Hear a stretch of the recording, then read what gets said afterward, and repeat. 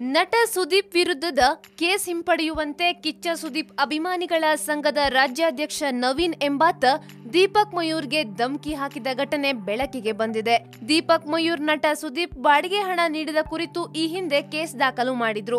ಅದೇ ಕಾರಣಕ್ಕೆ ಈಗ ದೀಪಕ್ ಮಯೂರ್ ಪಟೇಲ್ಗೆ ನವೀನ್ ಧಮಕಿ ಹಾಕಿದ್ದಾರೆ. ಚಿಕ್ಕಮಗಳೂರು ಜಿಲ್ಲೆಯ ಬೈಗೂರು ಗ್ರಾಮದಲ್ಲಿ ದೀಪಕ್ ಮಯೂರ್ ಅವರ ಮನೆಯನ್ನ ಬಾಡಿಗೆ ಪಡೆದು ಕಿಚ್ಚ ಸುದೀಪ್ ಅಲ್ಲಿ ತಮ್ಮ ನಿರ್ಮಾಣದ ವಾರಸ್ದಾರ ಧಾರಾವಾಹಿ ಚಿತ್ರೀಕರಣ ಮಾಡಿದ್ರು.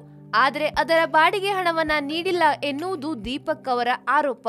ಈ ಹಿಂದೆ ಈ ವಿಚಾರವಾಗಿ ಮಲ್ಲಂದೂರು ಠಾಣೆಯಲ್ಲಿ ದೂರು ದಾಖಲಾಗಿತ್ತು.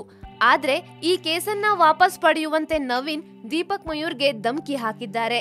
ಇದೀಗ ಮಲ್ಲಂದೂರು ಪೊಲೀಸ್ ಠಾಣೆಯಲ್ಲಿ ನವೀನ್ ವಿರುದ್ಧ ದೂರು ದಾಖಲಾಗಿದ್ದು, ನವೀನ್ ಅನ್ನ ಠಾಣೆಗೆ ಕರೆಸಿ ಪೊಲೀಸರು ವಿಚಾರಣೆ ನಡೆಸಿದ್ದಾರೆ. ವಾರಸ್ದಾರ ಧಾರಾವಾಹಿ ಜೀ ಕನ್ನಡ ವಾಹಿನಿಯಲ್ಲಿ ಪ್ರಸಾರ ಆಗ್ತಿತ್ತು. ನಟ ಸುದೀಪ್ ಇದರ ನಿರ್ಮಾಣ ಮಾಡಿದ್ರು. ನಟಿ ಯಜ್ಞಾ ಶೆಟ್ಟಿ ಧಾರಾವಾಹಿಯ ಲೀಡ್ ರೋಲ್ ನಲ್ಲಿ ಕಾಣಿಸಿಕೊಂಡಿದ್ರು.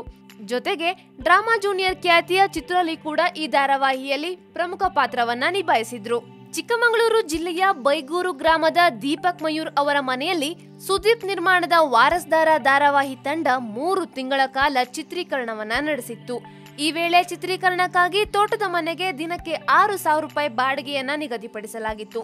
ಆದ್ರೆ ಬಾಕಿ ಉಳಿದ 1.5 ಲಕ್ಷ ರೂಪಾಯಿ ಬಾಡಿಗೆ ಹಣವನ್ನ ಧಾರಾವಾಹಿ ತಂಡ ಇನ್ನೂ ನೀಡಿಲ್ಲ ಎಂದು ಮನೆ ಮಾಲೀಕ ಆರೋಪ ಮಾಡಿದ್ರು. ಅಲ್ಲದೆ ಈ ಧಾರಾವಾಹಿ ಚಿತ್ರೀಕರಣದ ವೇಳೆ ತೋಟದಲ್ಲಿ ನಷ್ಟ ಉಂಟಾಗಿದೆ ಎಂದು ತಿಳಿಸಿರುವ ಮಾಲೀಕ ಚಿಕ್ಕಮಗಳೂರು ಪೊಲೀಸ್ ವರಿಷ್ಠಾಧಿಕಾರಿಗೆ ನಿರ್ಮಾಪಕ ಕಿಚ್ಚ ಸುದೀಪ್ ಮತ್ತು ಸಹ ನಿರ್ಮಾಪಕ ಮಹೇಶ್ ವಿರುದ್ಧ ದೂರು ನೀಡಿದ್ರು.